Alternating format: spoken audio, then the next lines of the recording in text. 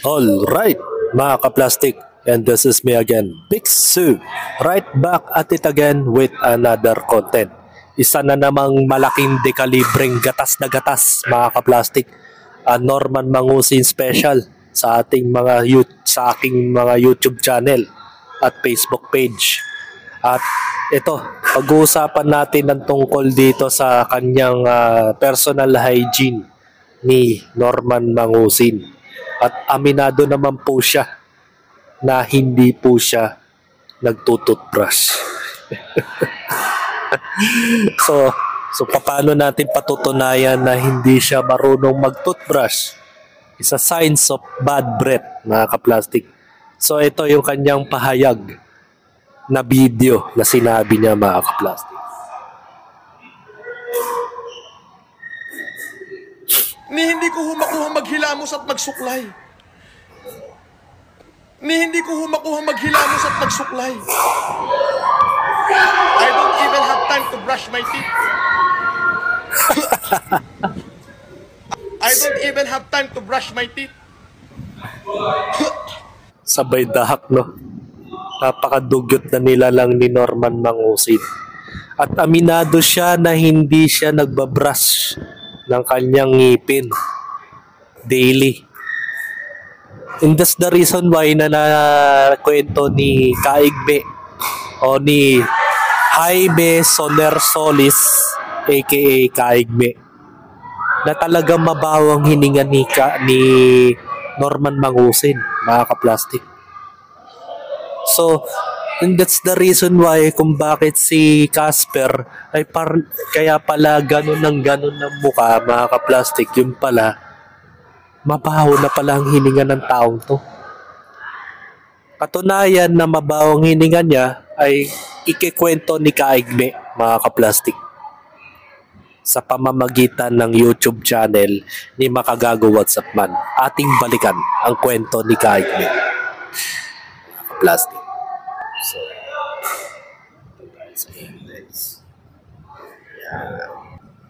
sabi niya dito, mga kaplastik, sa kwento ni Kaigme ay napakabaho talaga ng hininga ni Makagago WhatsApp Man.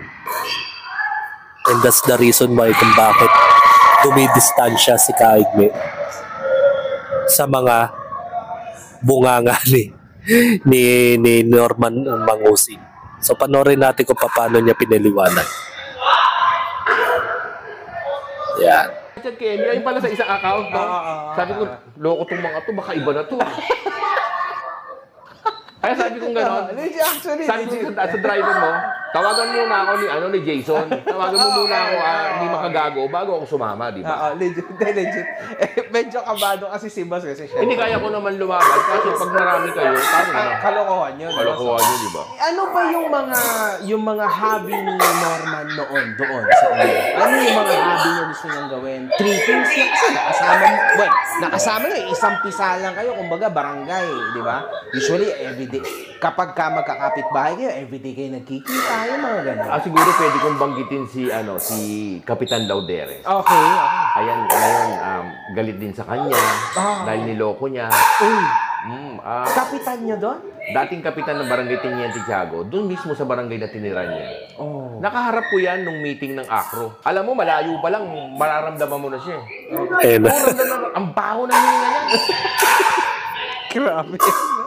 Ay ako, kilala mo, siyempre si shoutout ko yung Miracle kay dentist sa Musuela.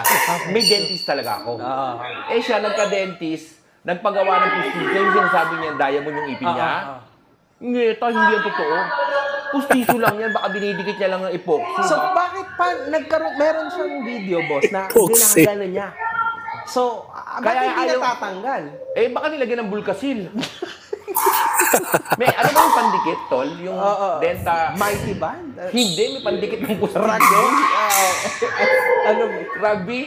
Baka nagra-rugby din. Lap trip ako. Hindi ko alam yan. Sige, kalimutan natin yung ngipin. Kasi ulitin ko sa'yo, yung ipin niya, utang yan kay Dr. Magbanwa. Dahil utang, malayo pa lang siya, ang baho ng hininga niyan, tol. Patay ka ngayon sa galit. Shoutout kay mga sin. Huwag kang magpaka-high blood. Ayaw ka pa naming madisgrasya. Dahil ang mga kababayan namin nalilibang sa'yo. Pero mga kababayan, huwag niyo na At the same time, ginagatasan namin mga vlogger, mga ka-plastic. Kaya gatas na to, mga ka-plastic. Di ba? Isang malaking dekalibreng gatas na gatas. Kaya nga, that's the reason why kung bakit hindi siya nagsisipilyo. Isa sa mga dahilan kasi nakapustiso na po siya. Baga tamad na siya. Dahil sa pagkakala niya na ang pustisyo kasi hindi na nililinis. Even ng mga contact lens nililinis pinapalitan. Pustiso pa kaya, kailangan linisin yan. Binababad nga yan sa parang acid para malesen yung mga dirty o mga cavity na may possibility pamahay ang mga bakterya. Tapos itong si Norman Mangusin, hindi man lang nag-sanitize sa kanyang bunganga. At baka hindi na nga niya hinubad ang kanyang pustiso Habang buhay na niyang nilalagay yan. It's a permanent na. Kaya nag-iipunan na yung mga tinga at mga dumi sa bunganga niya. Kaya nagkukos ng baho. So ituloy natin yung video. Harapin na makausap yan si Mangusin. Ang baho po ng hininga niya. Meron pa akong isang kwento sa inyo mga kababayan. Nung bago kami mag-meeting yan, andyan na raw si FLM. Tuwan-tuwa naman ng mga akro, hindi namin alam. Bukod sa mabahong hininga, may sumisingaw pang hindi mo maintindihan na amoy matanda pa. Yung parang amoy probinsyang baoy na... Basta yun ang naramdaman ko sa iyo, FLM. Kaya yung first impression na Amoy lupa. sabi, ikaw daw si Marcos. Alam mo ang mga Marcos, kahit hindi maligo yan, Hindi, mabaho yan. golden teaspoon yan. Oo. Ipinalaki ng mga magulang nila na kumpleto sa vitamin. Kumpleto sa vitamins yan. Eto si Mang Osen, parang patikit ng tiki-tiki. Hindi na Tiki-tiki. Dito, dumako naman tayo sa kung bakit ka pumunta dito. Kasi yung mga naunang yan, syempre, okay yan, good yan. Pero dito na tayo sa seryosong bagay. Ikaw, Igbe, sasabihan kita, eto, live to. Ayusin mo buhay mo, animal ka. Ipaparade ko yung club mo, ipaparade ko sa karamihan pagka hindi ka tumigil sa katarataduhan mo. May putahan ka, Igme. Binabantaan kita, binabalaan kita.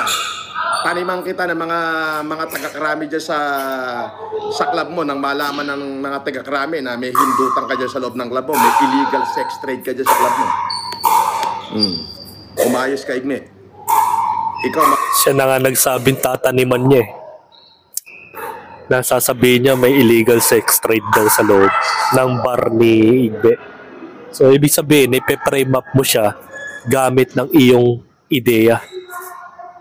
So gagamitan mo pa lang ng dahilan na may illegal sex trade sa loob kasi nga tataniman mo pa lang. 'Di ba? Halatang-halata sa mga pinagsasasabi niya na siya rin ang humuhuli sa sarili niyang bubig.